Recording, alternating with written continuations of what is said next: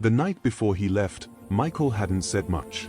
Just a quiet dinner, a candle that burned low, and eyes that carried storms she couldn't name. Lily had laughed too loudly, hoping sound could drown the silence.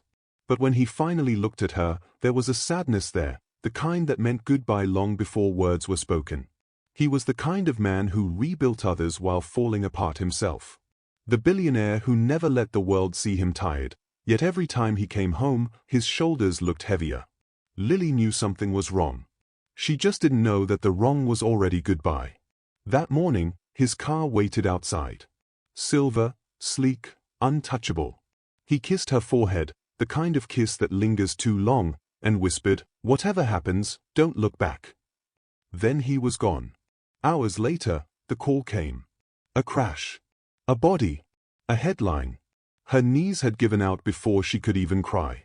Days turned to weeks, weeks to months, but the whisper followed her everywhere. Don't look back. She wanted to scream at the echo, how could she not? Every corner of their home was a museum of moments, his watch still on the table, his jacket still on the chair, the note still on the mirror, you make the world softer. Sometimes, grief doesn't come in waves. It comes in whispers. She started volunteering at the hospital where he used to fund the children's wing. She said it helped her stay close to him, but truthfully, it was her way of staying alive. That's where she met Grace, a frail little girl with a smile too bright for her body. Grace reminded Lily of the way Michael used to smile when he believed something impossible could still be fixed. One day, Grace said, "You look like someone waiting for someone." Lily froze. "Maybe I am," she said softly. Grace nodded like she understood. "Then don't wait too long. Sometimes angels don't come back, but they leave things behind for us to finish." Her words hit Lily like sunlight through rain. Maybe Michael hadn't left her behind, maybe he'd left her something to carry forward. She started reading bedtime stories to Grace every night, the same ones Michael used to read to her when she couldn't sleep. Somewhere between those pages, her laughter began to return, fragile, hesitant, but real. One evening, a new patient arrived, a quiet man, burned in an accident, barely speaking. Lily sat beside him, just offering silence. After a while, he whispered, "You remind me of someone who didn't look back." Her breath caught. "What do you mean?" He smiled faintly, eyes tired. She kept walking, even when everything told her to stop. For the first time in months, Lily didn't cry when someone mentioned loss. She just held his hand and let silence do the talking. If you were standing in her place, hearing his final words echo inside you, what would you have done? Be honest, and write your answer below. And if words fail you, just tap like, to prove compassion still matters. Lily began spending most of her evenings at the hospital. The place smelled of antiseptic and hope, that strange mix of fear and faith that only lived where life and death brushed shoulders. Grace's room had become her second home. There were drawings taped to the walls, stars, angels, and stick figures holding hands under a smiling sun. One night, as she tucked Grace in, the little girl asked, "Do you think people can see us from heaven?" Lily paused. "Maybe," she whispered, "but only when we keep our hearts kind enough to glow." Grace smiled sleepily. "Then he can see you. You glow all the time." Those words followed Lily long after Grace fell asleep. She stepped out into the quiet hallway, her reflection ghosted in the hospital's glass window, tired eyes, messy hair, and a soft kind of strength that didn't exist months ago. Michael's whisper still haunted her, but its meaning had started to change. Maybe Don't Look Back wasn't about forgetting him. Maybe it was about not letting grief chain her there forever. That night, she found herself walking past the children's wing, where Michael's name was carved into a small plaque, in loving memory of those who gave their hearts so others could heal. Her fingers brushed over the letters. She didn't cry this time. She just stood there, feeling the warmth of what he'd built, what she was still keeping alive. The next morning, the hospital administrator called her into the office. "Miss Carter, we found something that belonged to Mr. Hayes," he said, handing her a sealed envelope. "It was in his personal drawer. He left instructions for it to reach you." Her hands trembled as she opened it. Inside was a single photo of the hospital's construction site years ago. On the back, his handwriting read, Promise me, you'll finish this place with laughter, not tears. For a long moment, she couldn't breathe. The photo smelled faintly of cedar, like his office used to. She pressed it to her heart and whispered, "I'll try." Later that week, she and Grace organized a small fundraiser, not for money, but for stories. Every visitor had to share a memory of kindness before donating. Some told of strangers who stopped to help, others spoke of forgiveness after betrayal. By the end of the night, the board was covered with notes, hundreds of them. Lily read one aloud. "He was a stranger, but he gave me his umbrella that day. Said the world had enough storms." She smiled, whispering, "That sounds like something Michael would have said." Have you ever had someone help you when no one else would? Write yes and tell me their name. Maybe gratitude can travel further than we think. As the event ended, Lily walked outside. The sky had begun to clear after a week of rain, and somewhere above, the stars finally looked like they were breathing again. Grace ran up beside her, holding a balloon. "This one's for him," she said. "I told the sky to keep it safe." They released it together, one small red balloon floating into the night, carrying whispers instead of words. A soft peace settled over Lily's shoulders. It didn't erase the pain, but it turned it into something gentler, like music fading instead of breaking. Still, some nights, the loneliness came back. The kind that sat quietly beside her, saying nothing but reminding her that healing wasn't linear. On those nights, she'd replay old voicemails of Michael laughing, just to remember that joy once had a sound. And then one evening, as she prepared another hospital story event, an unfamiliar voice interrupted her thoughts. "Excuse me, you're Lily Carter, right?" She turned. A man stood in the doorway, tall, sharp-featured, but with eyes that carried their own grief. "I'm Daniel," he said softly. "Michael was my brother." Her heart skipped. The air seemed to thin around her. His brother. The one who never showed up, who vanished after the funeral. "I didn't think you'd ever come," she whispered. He nodded, guilt in his voice. "I couldn't face it, until now." Her chest tightened. This meeting felt like the beginning of something fragile yet necessary, a new thread woven through the unraveling fabric of her life.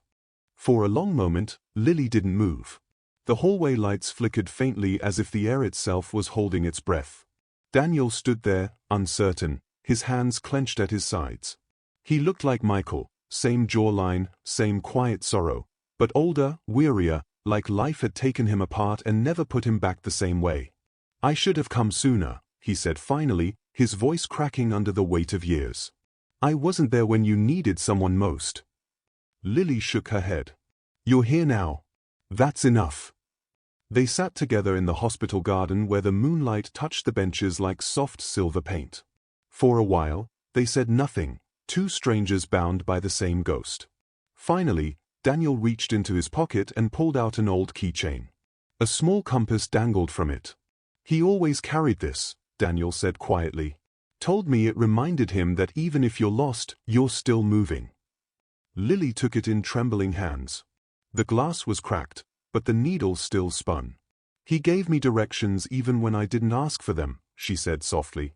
"Even now." Daniel smiled faintly.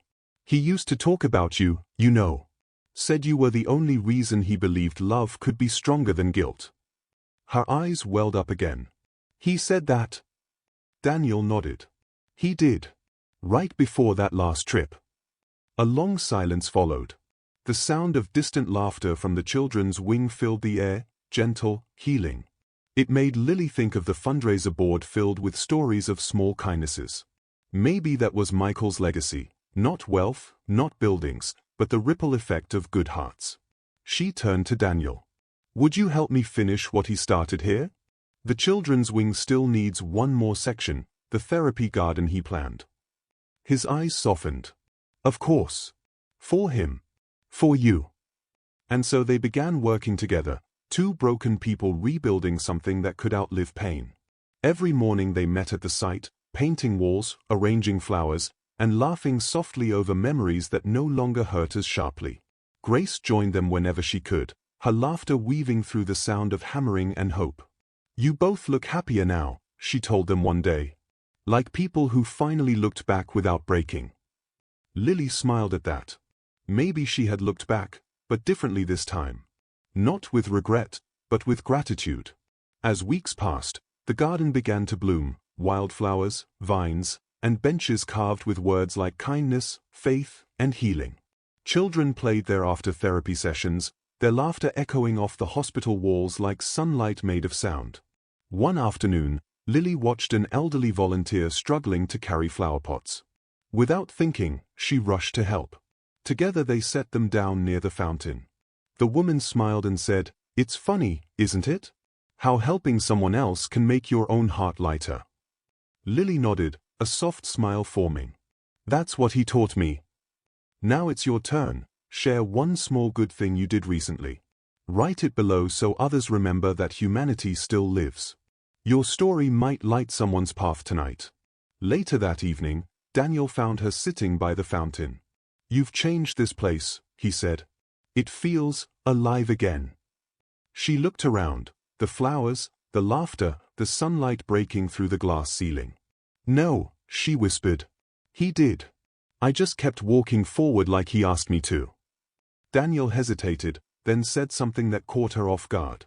"There's something else. A letter he left for me, but it was addressed to both of us." Lily's heart skipped. "A letter?" He nodded. "I didn't open it until now. I think he wanted us to read it together." He pulled out a worn envelope, the edges yellowed, her name and his written in Michael's familiar, neat handwriting. Lily's hands trembled as she reached for it. For the first time in months, she felt ready, not to relive the past, but to face it. Daniel unfolded the letter carefully, as though afraid it might crumble beneath his fingers. The edges were soft with age, the handwriting unmistakably Michael's, elegant, calm, the kind that used to fill the whiteboards in his office with dreams. Lily sat close, her breath shallow, eyes fixed on every word. "If you're reading this, it means life went as it usually does, too fast for promises to keep up. I never believed in goodbyes, but I believe in continuation.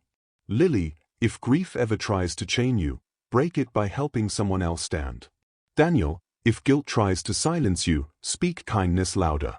Together, build what I couldn't finish. Don't look back, not because the past is gone, but because the world still needs your forward steps." By the time Daniel finished, Lily's tears had already fallen. She covered her mouth, her voice trembling. He knew. He knew exactly how broken we'd be. Daniel nodded, unable to speak. For a long while, the only sound was the rustle of the trees around the garden. Then Lily whispered, "He wasn't telling me to forget. He was telling me to live." Daniel's eyes glistened. "And he trusted us to keep his warmth alive." They sat side by side, the letter between them as if holding a piece of Michael's soul. The words didn't hurt, they healed. That night, Lily found herself walking through the hospital halls again, watching the quiet miracles of human kindness, a nurse holding a trembling child's hand, a janitor humming softly while mopping the floor, a father whispering bedtime stories through a hospital bed rail. Each small act felt sacred. She realized Michael's whisper wasn't just a farewell, it was a map. Later, as she passed the therapy garden, Grace waved from her wheelchair. "You're crying again," the little girl teased gently. Lily smiled through the tears. "Happy tears this time." Grace tilted her head. "Then they're allowed." They both laughed softly.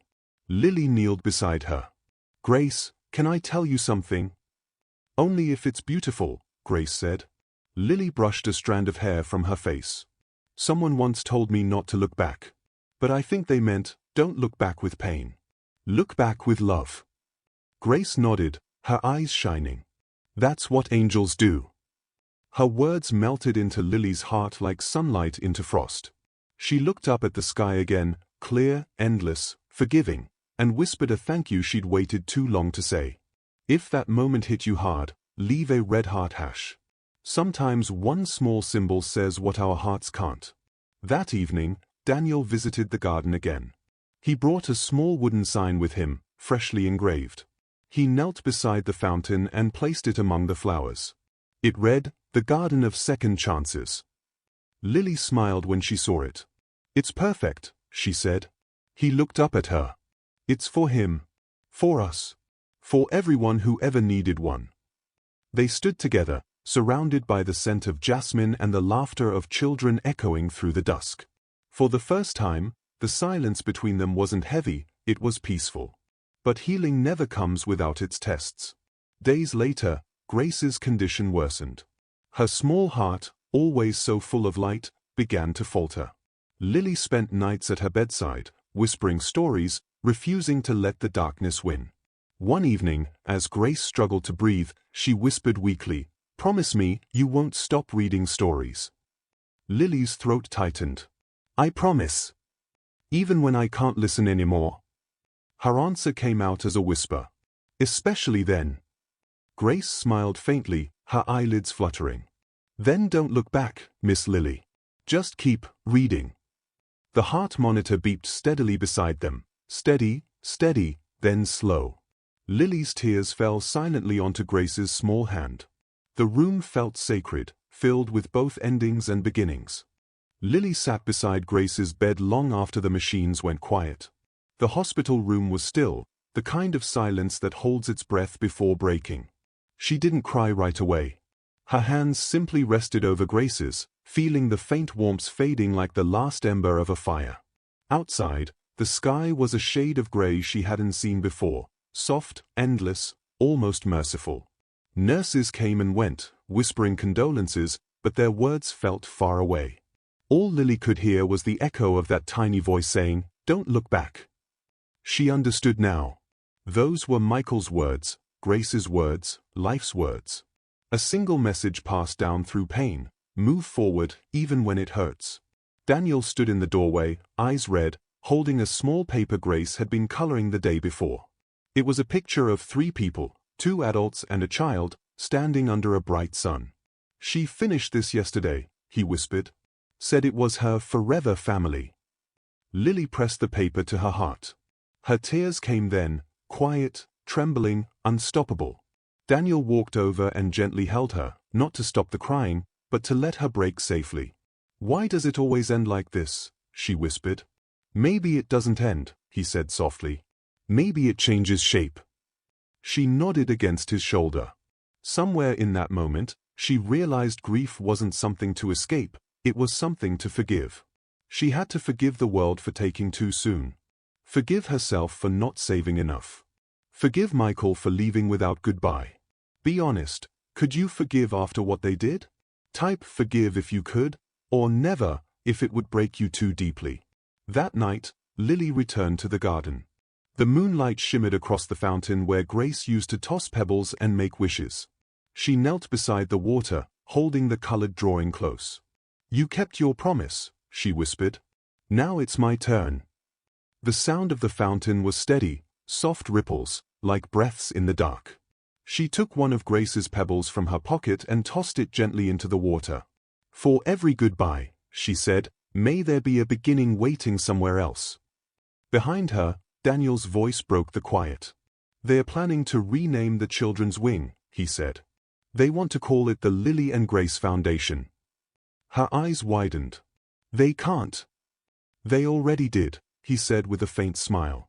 "You turned loss into something living. Michael would have been proud." Her lips trembled, but she smiled through it. "Then maybe I finally did what he asked."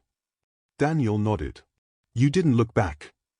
The wind carried their silence upward, brushing through the garden leaves. Lily closed her eyes and felt both of them there, Michael's warmth and Grace's laughter, woven into the night. For the first time in forever, she didn't feel alone. She felt surrounded, by memories, by love, by all the people who had ever touched her life and left a trace of themselves behind. When dawn came, it painted the sky in gold and lilac. Lily stood by the window, watching the light pour over the hospital courtyard. It looked like forgiveness wearing morning colors. She turned to Daniel. "I want to keep doing this," she said. "Building, healing, telling stories that remind people they are not alone." He nodded slowly. "Then let's do it together." She smiled faintly, her reflection soft in the glass. "Together," she repeated. Outside, the city began to stir awake. Somewhere, a bird landed on the fountain's edge and took a sip of water. And for the first time since everything fell apart, Lily felt something new bloom quietly inside her, peace. Weeks passed, and the hospital garden had turned into something extraordinary. Sunflowers swayed along the paths, children's laughter rang across the benches, and the old fountain sparkled with coins and wishes. Lily walked through it every morning with a notebook in hand. She called it Stories of the Brave. Inside, she wrote the names of everyone who taught her something about love and loss. At the top of the first page was Michael Hayes. The second, Grace Carter. And the third, in neat cursive, Daniel Hayes. She smiled softly at the sight. Healing, she'd learned, wasn't a straight road. It was a circle. You lose, you fall, you rise, and then you give. One day, Daniel found her sitting under the willow tree, reading softly to the children. Her voice was calm and musical, the same voice that once trembled in grief but now carried peace. He waited until she closed the book, then handed her a small box. "What's this?" she asked. "Something Michael wanted you to have," he said. "I found it in his old safe." She opened it gently. Inside was a silver locket, engraved with 3 words, "Keep walking forward." Inside, there was a tiny photo, her and Michael standing at the hospital's opening ceremony, smiling under a banner that read, "For the children who will never give up." Her fingers shook as she traced the letters.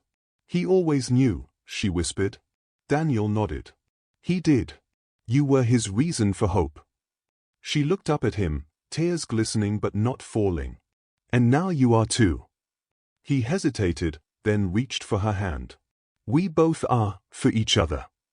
For a moment, the world stood still. The garden's wind danced around them, rustling leaves like whispers from souls watching above. Lily closed her eyes and breathed deeply, not in pain, but in gratitude. The kind that comes when you realize that love doesn't die, it just changes form. If you believe love still wins, comment amen. Let's fill this section with hope. Maybe someone scrolling right now needs to see it. They spent the rest of the afternoon planting a new flowerbed near the fountain, lilies and violets, Grace's favorites. Daniel placed a stone plaque at its edge, dedicated to the ones who taught us how to begin again. As twilight spread over the city, the garden lights flickered on, wrapping everything in a golden glow. Lily leaned her head on Daniel's shoulder and whispered, "You know, for the first time in a long while, I'm not afraid of tomorrow." Daniel smiled. "Then tomorrow's already brighter." Later that night, Lily stood at the same bridge where it had all begun, where Michael's whisper first shattered her world. The city lights glimmered below like scattered stars. She took out the locket, opened it, and let the wind carry her words. "Michael, I didn't look back," she said softly. "But I never stopped loving you." The breeze felt warm, almost like a reply. She smiled, tears glinting under the moonlight. Then she turned and walked away, not to escape, but to continue. Behind her, the bridge lights flickered one last time, as though someone up there had heard her and was smiling, too. The next morning arrived with a softness the world hadn't shown Lily in a long time. Dew glistened on every petal in the garden, sunlight spilling through like forgiveness made visible. Nurses moved quietly through the halls, and somewhere, a child's laughter echoed, light, unbroken, endless. Lily placed a fresh bouquet at the garden's fountain, one lily for Michael, one violet for Grace. She whispered a quiet prayer for them both, not out of grief anymore, but gratitude. They had given her something no amount of loss could take, the strength to keep walking forward.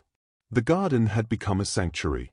Families gathered there in the evenings, patients smiled more easily, and even the doctors said the place felt lighter. It wasn't magic, it was memory made kind. Every corner carried a story, and every story carried hope. Daniel joined her that morning, 2 steaming cups of coffee in his hands. "You've turned this hospital into something sacred," he said. She smiled faintly. "We did." He looked at her then, really looked, and saw not the broken woman he once met, but someone reborn. "You know, Michael would have loved this version of you," he said softly. Lily's voice trembled but stayed steady. "I think he already does." They stood there together as the sun climbed higher, light painting everything gold.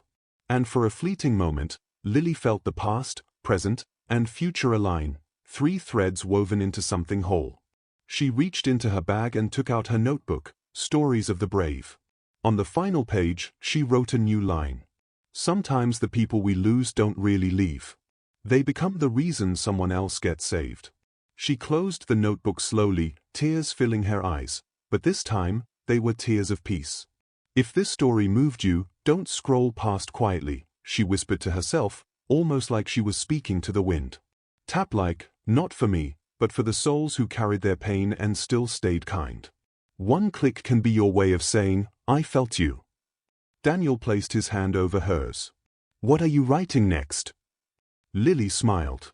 Something about beginnings. He laughed softly. Then I guess I'll be part of that one too. They sat on the fountain's edge, watching the children run through the garden. Grace's old wheelchair now stood near the wall, filled with flowers instead of sorrow.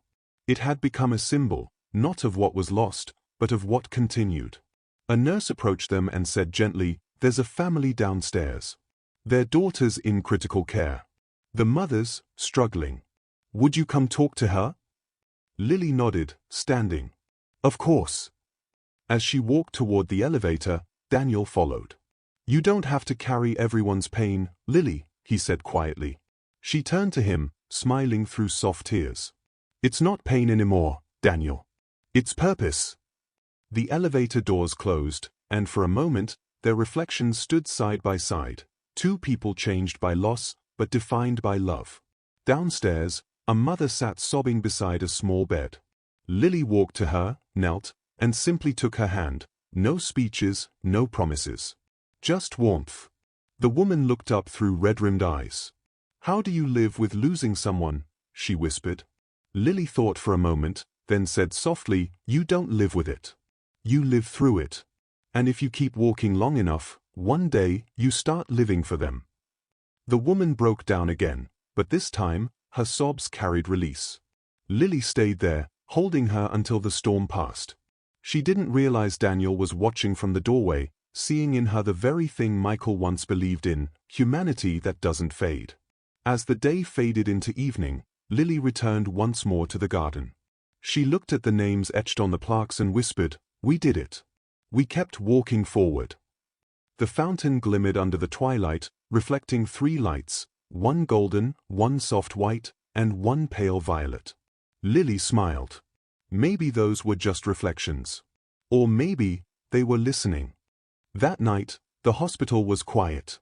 The corridors that once echoed with grief now hummed softly with the rhythm of peace.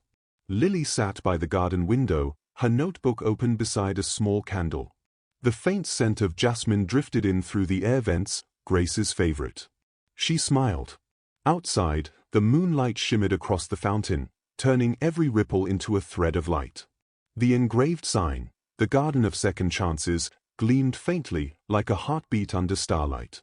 Daniel walked up behind her, carrying a blanket. You'll catch a cold sitting here again, he murmured, draping it gently around her shoulders. I used to sit here to feel close to them, she said quietly.